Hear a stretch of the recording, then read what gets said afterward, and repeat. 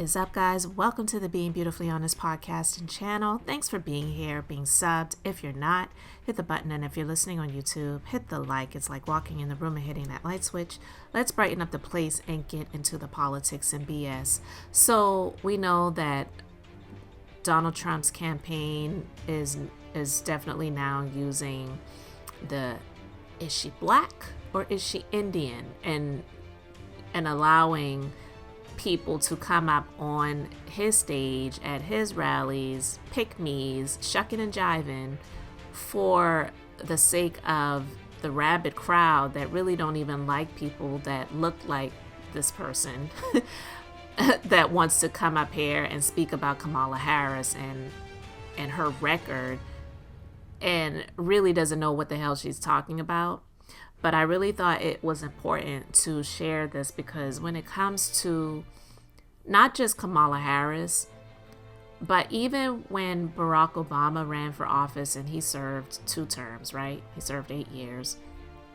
And there have been other African Americans who have run for the office of presidency who really didn't have a snowball's chance in hell of making it to that place, but they tried. And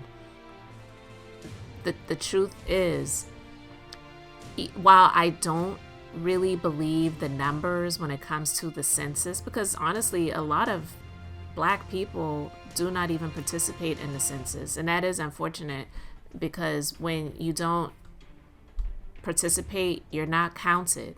So when they say that black people are only 16-17% of the population, I actually don't believe that figure. I don't. Now, I'm not saying that we're 50% of the population, 75% of the population, but I don't believe that it's in the teens. I just really don't believe that. Even though people aren't having babies like they used to, people are still having babies, and there's a whole lot of us in this country. So I just don't believe the figure where they say it's only that percentage. But also, because we are considered minorities, and unfortunately, a lot of those minorities do not even participate in the voting process. And if they really want to be elected, unfortunately, they can't just come out and say, yeah, I'm running and I'm going to do all these things for only black people. Why? I'm not saying that they don't deserve it. I'm definitely not saying that we don't need the help, because let's just be clear. A win for African Americans when it comes to getting out of the struggle and getting out of a place of being so far behind financially when it comes to wealth creation and equity and having a close to equal footing in this country, it would be a win for the entire country, not just for black people, because let's be clear, black people, they are in what they call the minority when it comes to the finances, when it comes to the net worth. But a lot of what they get, they spend. And a lot of what they get, they spend in other areas that don't specifically even really benefit the African American community. They spend money everywhere. And this is a capitalist country, a capitalist society. So why would you want black people to just be in a place of struggle and losing and failure and being behind and feeling like they need to either exist on public assistance or by way of crimes to make it by? Like, it doesn't make any sense. I've never understood that, right? But they can't just come out and say, well, yeah, I'm only doing these things for black people. And the reason why I'm even talking about this is because people are using a snippet from an interview that she did when she ran for office the first time. Now, I want to play the entirety of that because people, we know they play the game of telephone. They take a little piece of something and then they go around and make that fact, and as if that actually is the truth of what was said. And it really wasn't. They take a small portion of it and they make it into the gospel. And they're going around saying, Kamala Harris, she said she ain't doing nothing for black people. And it's like, are you kidding me right now? But I want to play this video and then I'm going to continue with my thoughts on it. Do you support reparations for Black people? Well, listen, again, we had over 200 years of slavery. We had Jim Crow for almost a century. We had legalized discrimination and segregation, and now we have segregation and discrimination that is not legal but still exists and is a barrier to progress. We have disparities around housing. We have disparities around education. We have disparities around income. And we have to recognize that everybody did not start out on an equal footing in this country. And in particular, Black people have not. And so we have got to recognize that and do something about that and give folks a lift up. That's why, for example, I'm proposing the LIFT Act. Give people who are making $100,000 or less as a family a tax credit, which will benefit and uplift 60% of Black families who are in poverty. So by default, it affects Black families, but there's not a particular policy for African Americans that you would explore. But no, if you look at the reality of who will benefit from certain policies, when you take into account that they're not starting at the same place and they're not starting on equal footing, it will directly benefit Black children, Black families, Black homeowners, because the disparities are so significant.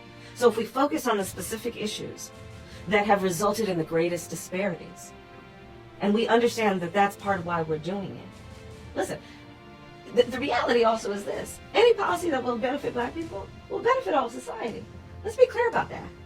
Let's really be clear about that. So I'm not going to sit here and say I'm going to do something that's only going to benefit Black people. No, because whatever benefits that Black family will benefit that community and society as a whole and the country. Right? All right, so did you hear that? So let's be clear. Just like Kamala said, let's be clear.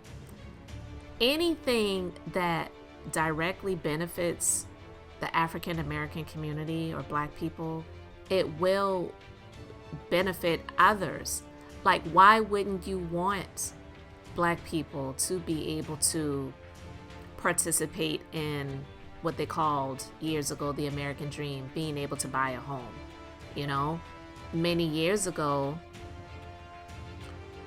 during Obama's presidency, and I know about this all too well because that's when I was able to buy a home for the first time. Thankfully, it didn't happen prior to, because I may have been in a number of people that were taken advantage of by the banking systems. Now, while I didn't really agree with the too big to fail and bailing the banks out situation, those things did happen.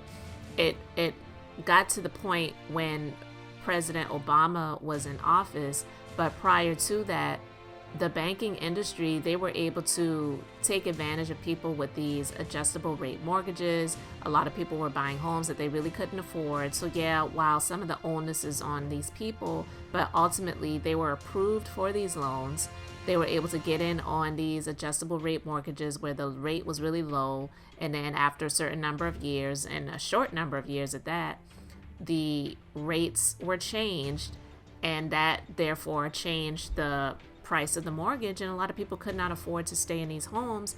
And so the banks, they foreclosed on these properties. People had to move out. The banks were in a bind because of all of the homes that were having to be foreclosed on, where they were not getting mortgage payments for and whatnot. And then it just like caused a big snowball effect, actually an avalanche. So President Obama, his administration, he bailed out the banks, but because of the changes in the banking industry, a lot of people were able to buy homes. And thankfully, you know, I bought my first home in 2009. Praise God for that.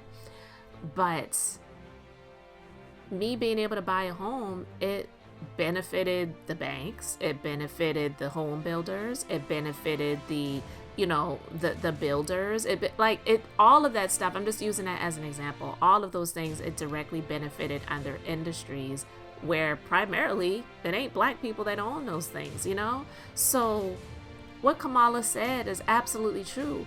Anything that's going to benefit African Americans or Black people, it is going to indirectly or maybe even directly benefit others.